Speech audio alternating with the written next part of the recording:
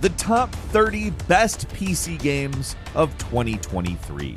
Starting off with number 30, it's Resident Evil 4. How else would we start this off? It's a remake, so it's a new game, and it does a lot to spin the original Resident Evil 4, but it's built on top of an incredibly stable foundation that changed games forever back when the original came out. The Resi 4 remake is just a perfect example of how you can kind of remix without losing what made the game incredible in the first place, even building on it and maybe making it a little better, at least in some ways.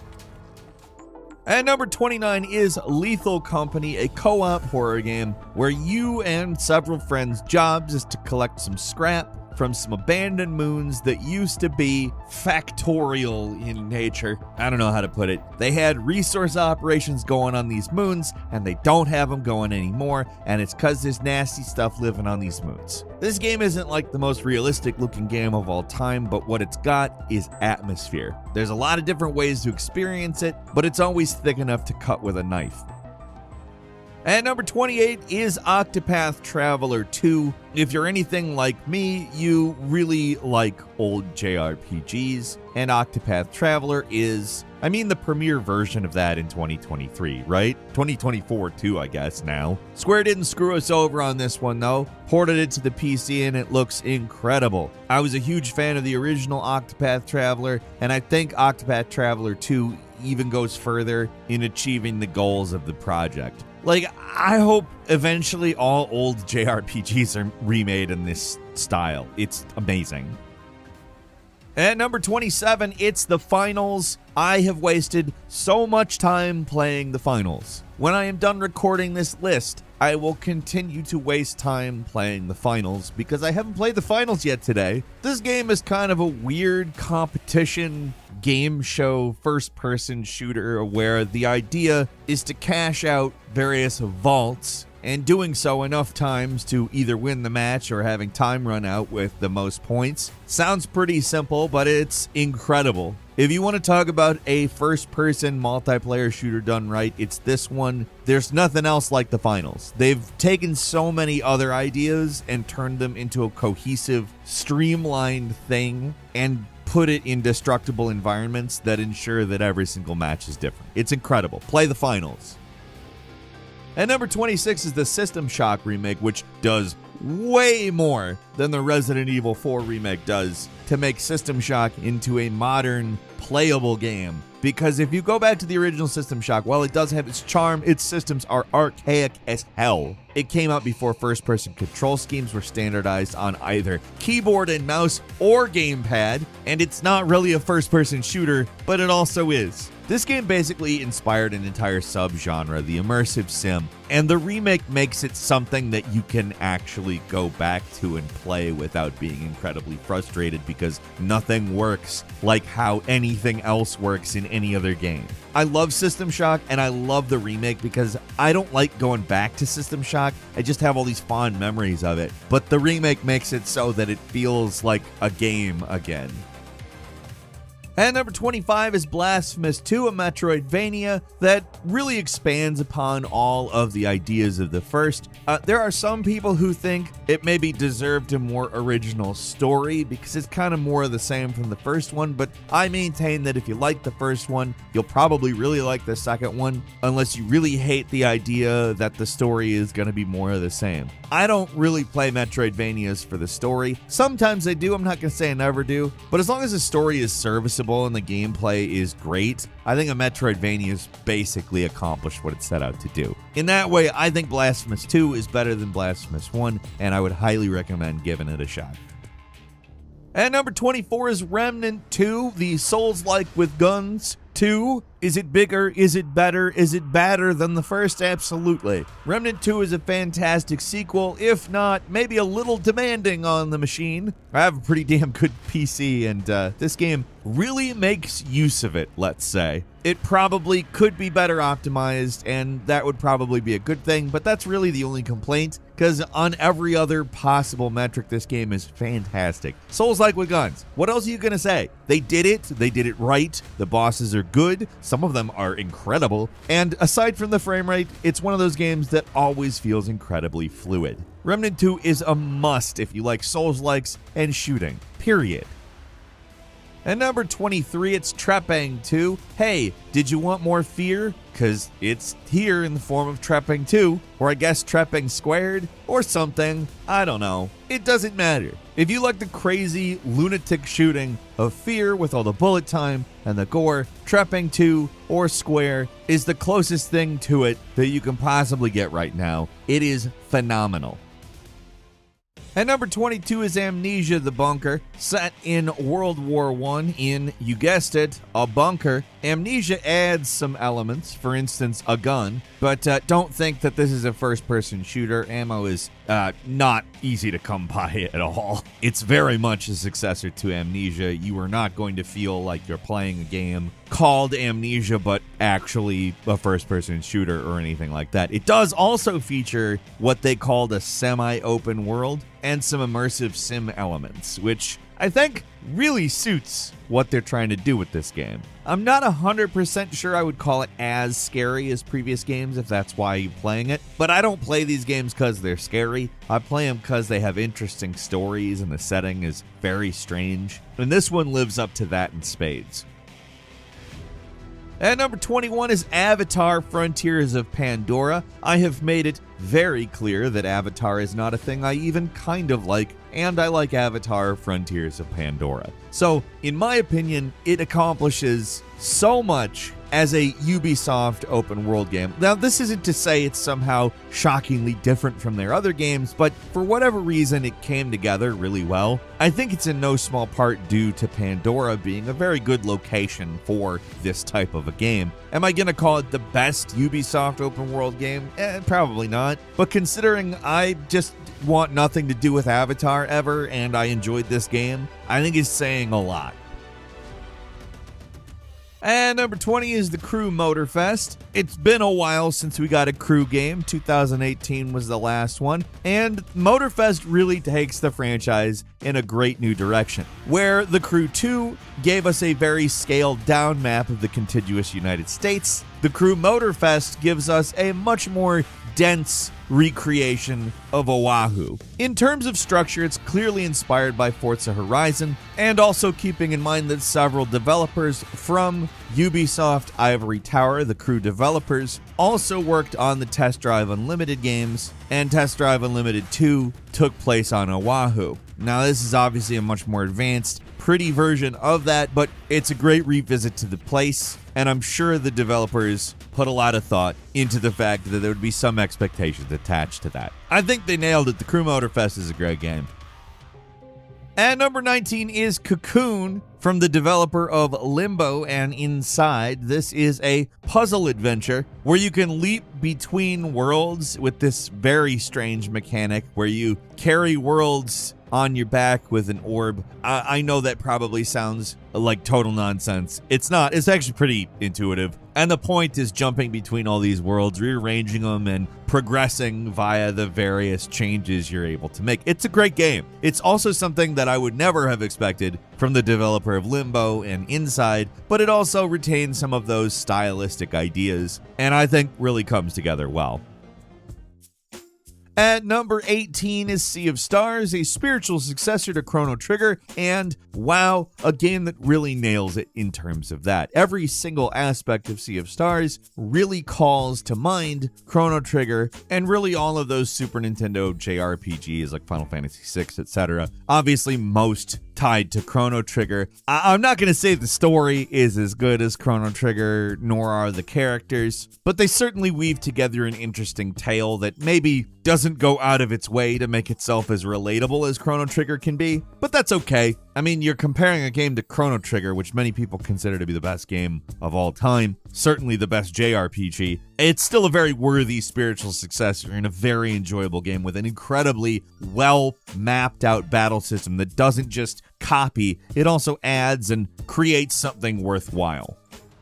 And number 17 is the Dead Space remake, which takes a different path than Resident Evil 4 and System Shock by keeping it basically the same, but adding little things for coherence and also makes the ship one continuous experience. Beyond that, it's basically identical. Visually, big upgrade. Even some of the gameplay systems get a big upgrade in terms of how they work, but ultimately it feels like playing Dead Space 1 with some Dead Space 2 gameplay stuff thrown in, alongside some little additions in the story and the fact that Isaac talks in it that sort of unifies it with Dead Space 2, in my opinion, in a very good way. It's great. Play it. At number 16 is Mortal Kombat 1. Mortal Kombat is a series that seems to revel in confusing you in terms of its story and time and setting, and it doesn't matter at all. It likes to do that, but it probably likes to do that because it knows the reason you keep coming back is because it's a stellar fighter with a bunch of insane crap in it. I'm not even going to try to outline what's going on in the story. I'm not even sure if I get it. And I don't care. I play every one of these games because they keep refining it and making it better and better, and I love Mortal Kombat. At number 15 is Street Fighter 6, which absolutely learned from the mistakes of Street Fighter 5 and launched ready to go. Street Fighter 5, if you remember, launched with a great fighting engine, great graphics, but almost no content and a lot of modes missing. Street Fighter 6 remedies all of that. This is the full package that everybody should get when they buy a game. And on top of that, in terms of the online, wow, does it work good. Almost no online games at all work this well on launch day. Certainly not incredibly timing-based games like Street Fighter, but they really nailed it. On top of that, they gave you a character creator that's insane. And if you like Street Fighter or fighting games at all, Street Fighter 6 is a must.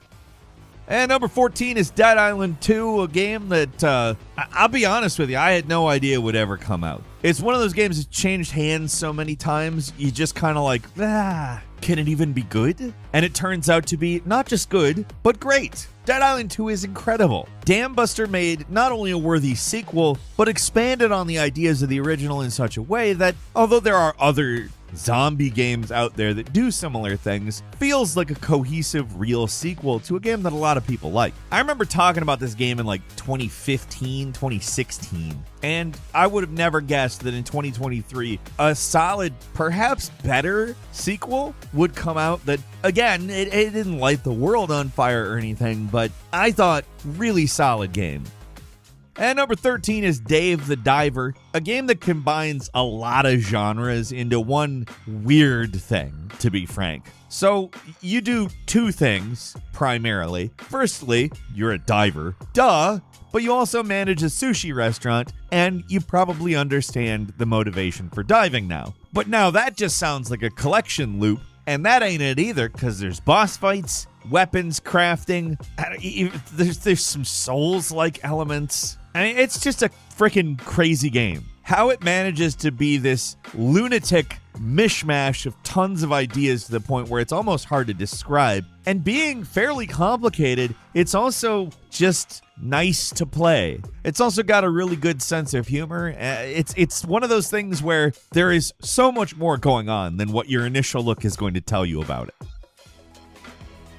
And number 12 is Pizza Tower. Hey, would you like Wario combined with Sonic? There you go. That's Pizza Tower. Pizza Tower is crazy. This game feels like everything that the 90s wanted to be without the self-consciousness of the 1990s. It's just willing to go everywhere and anywhere. It's manic, it's crazy, it's very well designed, and yes, it is every bit as fun as the footage implies.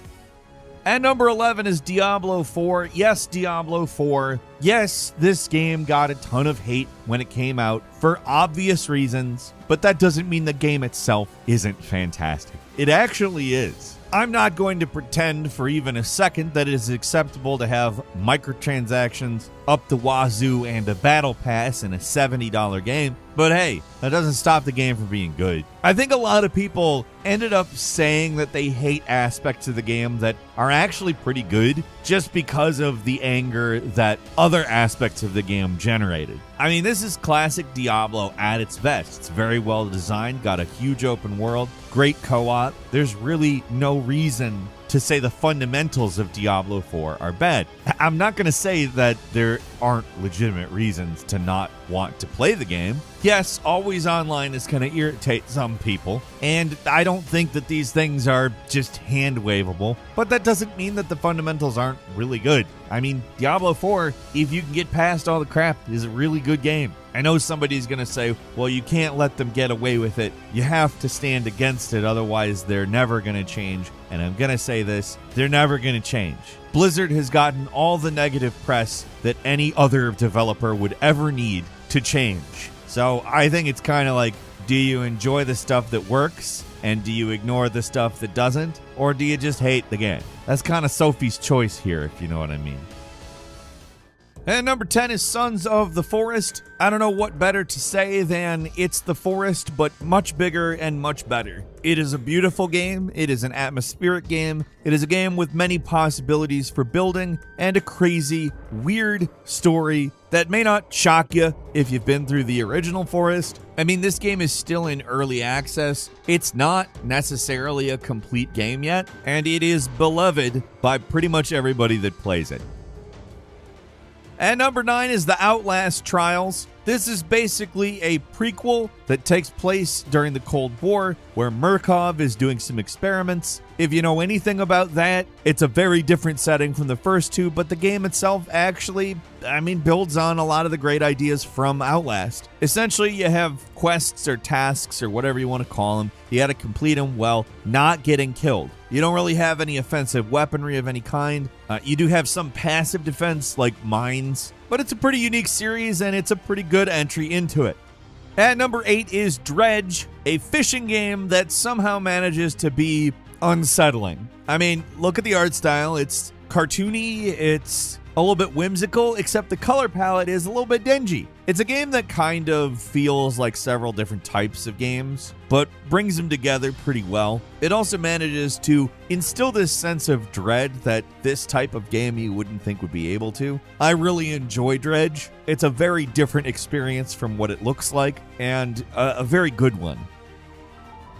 And number 7 is Starfield. Yes, there are a lot of people who, do everything they can to discredit Starfield, and I know that there are more than enough people that will remember me saying a million times, wow, Bethesda needs to move to Unreal already. I'm so tired of the problems of the creation engine. But that doesn't mean Starfield is somehow absent of merit. It's actually a very good game with a lot of interesting stuff if you're willing to go into the Bethesdaverse for it. I saw an article on Forbes talking about Starfield wanting to attempt a Cyberpunk 2077 reputation repair, and I don't really understand why it has to. I think it's gotten extreme hate in areas where maybe it should get mild hate.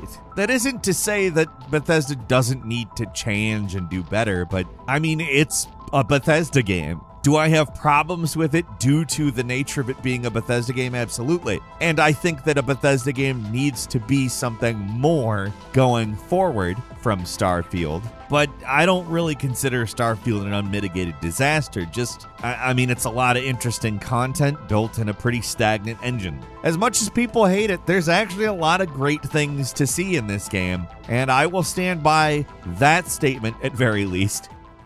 And number 6 is Armored Core 6, Fires of Rubicon, a game that does everything that it needs to do and does it incredibly well. You got customization, you got a crazy futuristic story, you got the nonsense, but not quite the Kojima level of the nonsense. Armored Core 6 is really just a great game. I love this game. It's also doesn't wear out its welcome. It's a 20-hour game. It's worth every cent because it packs those 20 hours with everything. At number 5 is Robocop Rogue City, a game that I don't think that anybody expected would be among the best of the year, even with a cool demo. I know a lot of people, myself included, played that demo and were like, this is really fun. but if it doesn't have some kind of progression in it, it's not going to be enjoyable. And it does have progression in it. It kind of defied expectation in certain ways, being a fresh experience the whole way through. I love Robocop Rogue City. It is invincible tank man action. I mean, you're not actually invincible, you can die, but it's definitely a power simulator, and man, is it ever fun. It's also the follow-up to Robocop that probably should have happened and never did. At number 4 is Lies of P, the Pinocchio Souls-like. Yep, when you hear those words in 2022, you're kind of like, what? What the hell are we talking about here? But it is fantastic, and lying actually figures into the narrative. It's so weird that you could make a Pinocchio Souls-like that uses the source material in a way that complements the Souls-like elements, and is just an all-around fantastic game. That's what this is, though.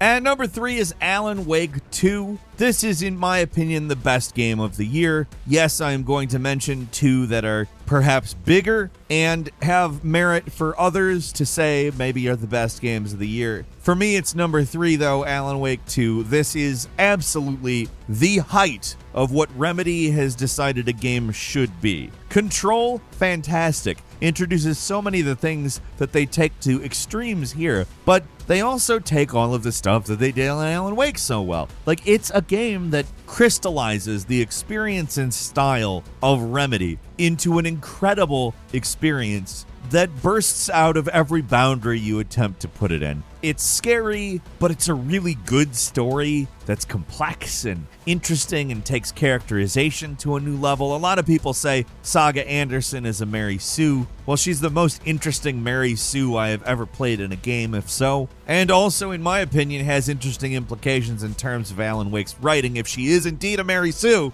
it's a game where a statement like that actually makes sense to talk about. I don't know, I love Alan Wake 2. What a game. And number 2 is Hogwarts Legacy, open world game in a franchise, again, I don't care for, but does it very well. It's a very competent, very enjoyable open world Hogwarts. I don't love the wizarding world. I don't really enjoy Harry Potter, but I did really enjoy exploring Hogwarts in this game. And really, a lot of the world here is very cool to see.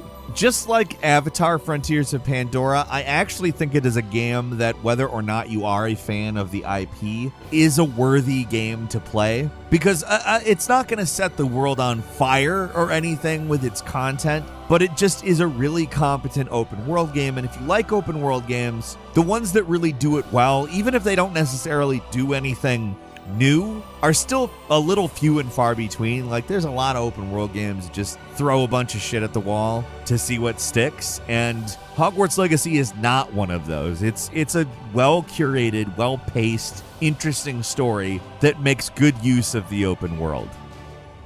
And finally, at number 1, it's Baldur's Gate 3. I don't know how you talk about Baldur's Gate 3 in an abbreviated manner. It is perhaps the most detailed, varied, and granular AAA game ever made. And it is a AAA game. There is some debate as to whether or not it is. It is. It's huge. It's insane. There's so much scale. It cost over $100 million to make. It's really a worthy follow-up to the original BioWare RPGs, but Larian also makes it their own by making it turn-based, and I think it really works. I actually think it might be my favorite of the 3 Baldur's Gate games. I also have a couple of bonus games for you. Firstly, with Assassin's Creed Mirage. Depending on your expectations for this one, I think is really what is key in going in. I had expectations that this was going to be a triumphant return to the old school Assassin's Creed formula, and in a lot of ways it is, but in a lot of ways it isn't. It does retain a lot from Valhalla in terms of baked in aspects of it, but it also feels a lot more like the original Assassin's Creed games, giving you a lot of, frankly, welcome changes that do remind you that it is an Assassin's Creed game, an old school Assassin's Creed game. Very good if you're not rigidly expecting one thing from it. And finally, and to wrap things up, it's Barotrauma, which is a 2D underwater survival horror submarine simulator with RPG elements. Yeah, they threw a lot at the wall there, but it actually comes together pretty well. In some ways, it reminds me of Fallout Shelter, and in others, it reminds me of Frostpunk, except you actually play as like a character. It's got a little bit more of a sense of humor than Frostpunk, but it is a very interesting game